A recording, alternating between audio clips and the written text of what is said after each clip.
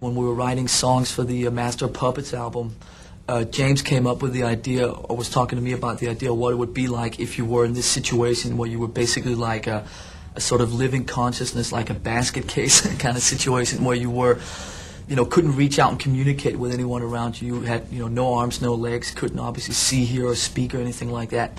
And it was just an idea we had that back then, but never really gotten any further on. So when we were writing songs for the Justice album in the fall of '87, the idea came up again, and one day I was talking to Cliff Bernstein, our manager, about the idea, and he suggested that, said that there was a book called Johnny Got His Gun, written by a guy named Dalton Trumbo way back in the, I think actually late 30s, which was about a guy in a similar situation, just sort of played against the background of World War I. Peter Mensch, our other manager, told us, which we actually didn't know, that there was a movie of the same name, Johnny Got His Gun, that was obviously based on the book and that Dalton Trumbo had directed himself.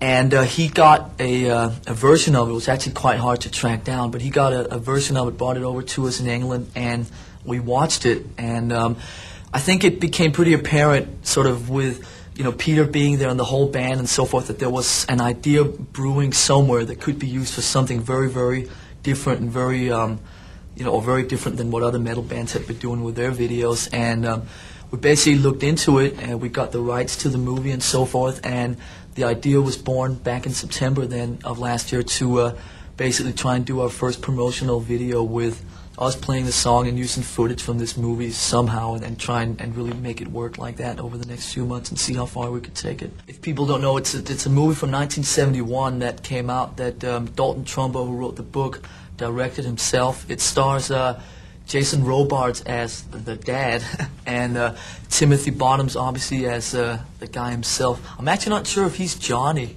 I haven't figured that one out. He doesn't really have a name obviously in the song or anything, but we presume that he's Johnny himself. So that's Timothy Bottoms, and it was not really, from what I understand, a big over-the-board smash hit when it came out.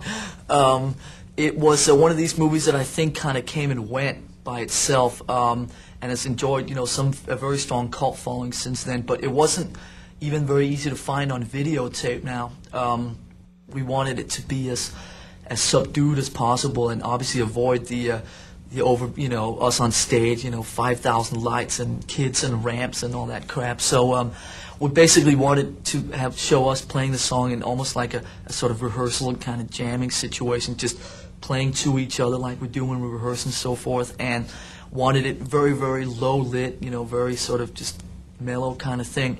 We shot all the band footage in this warehouse in downtown LA, which was the thing that took all day. These monitors were just blasting, just because, we're all obviously playing as hard and heavy as we can. I'm hitting the drums as hard as I can and so forth, and, hello, that's the phone ringing here. Yeah, bye. Here. I'm sorry. This is the kind of stuff that happens when you shoot in a hotel room. But the operator's not to let anyone call it short. Okay. No one panic. We can leave that in.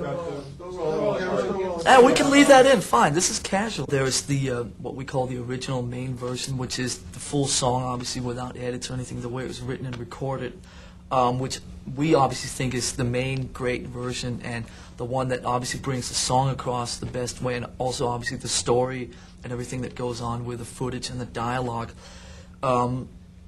Then we did a version of it, which we made an edit of the song, brought the song, cut about 2 minutes out of the song, and made a slightly shorter version of the song for if there were certain radio stations that when we play the shorter version or whatever. And we made a version of the video with that tune. To be totally honest with you, neither me nor any of the other guys in the band really think much of that short version, mainly because I don't think that the storyline really comes across as well in the 5.5-minute short version as it does in the long proper version. But what we came up with an idea then a couple of weeks ago was to, we just thought that it's great, the idea with bringing the whole movie in and so forth, but also it just might get kind of old after a while and so forth, and we just wanted to see what else we could do with it. So Cliff Bernstein came up with the idea of what it would be like to have a version of us actually just playing the song and really sort of leaving the story and all that stuff just to in the original long version. And we talked to Michael Solomon to ask him if he could edit a version together of us just playing the song, just kind of jamming on it. We call it the just jamming version. 99% of the kids out there know that this was done our way, and the reason that we had waited so long to do it was that we just didn't feel yet that, you know, it was right. And this time around, it just felt like it was right, and it was the right idea. The only vibe we had when we were making the video was that we had an agreement with the record company, which was that if we didn't like the video when it was done, we would throw it away, and it actually wouldn't be used for anything, because we were, you know, we were just approaching it, I think, quite cautiously, just wanting to make sure that it was done our way. And obviously, since we'd never tried this kind of thing before, we, you know, really didn't know what the hell to expect. Whether people out there like it or not, that's really, I think, completely secondary, because we just know that we've made something that's very, very unique and different.